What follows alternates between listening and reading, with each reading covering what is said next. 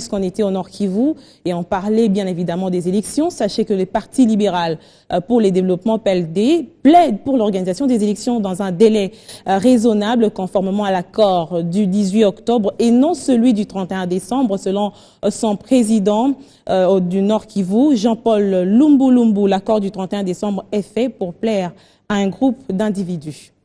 C'est à la suite de la conférence débat animée ce mardi que ce grand opposant au Nord Kivu l'a déclaré. Le premier dialogue a été organisé pour préserver la vie humaine et éviter qu'il puisse y avoir effusion de sang le 19 décembre 2016.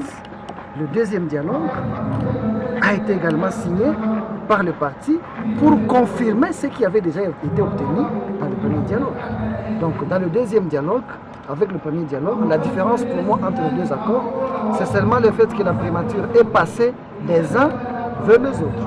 À part ça, nous ne voyons absolument rien de différence entre le premier accord et le deuxième accord. Pour tenter de plaire à leurs sympathisants, que nos amis du rassemblement vont vous dire que les élections vont avoir lieu en 2017. Mais les experts qui ont été appelés dans le premier et le deuxième dialogue ont démontré noir sur blanc que les élections ne peuvent s'organiser. Si nous voulons des élections apaisées, des élections crédibles, il faut y aller mollo. Et la CENI avait prévu que les élections pourront avoir lieu en 2018. Le dialogue MAD 5 en débouchant sur l'octroi de la primature au rassemblement est une véritable violation de la Constitution, pense Maître Jean-Paul Lumbu. La Constitution est claire. La Constitution dit que le Premier ministre doit provenir de la majorité parlementaire. Est-ce que ces deux groupes d'opposants ont-ils la majorité parlementaire pour avoir un gouvernement stable? La question, c'est non.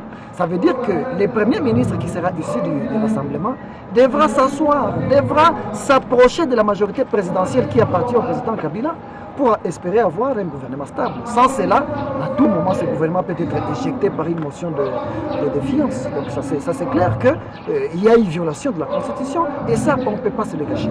Au cours de cette conférence débat, certains jeunes ont affirmé leur adhésion au Parti libéral.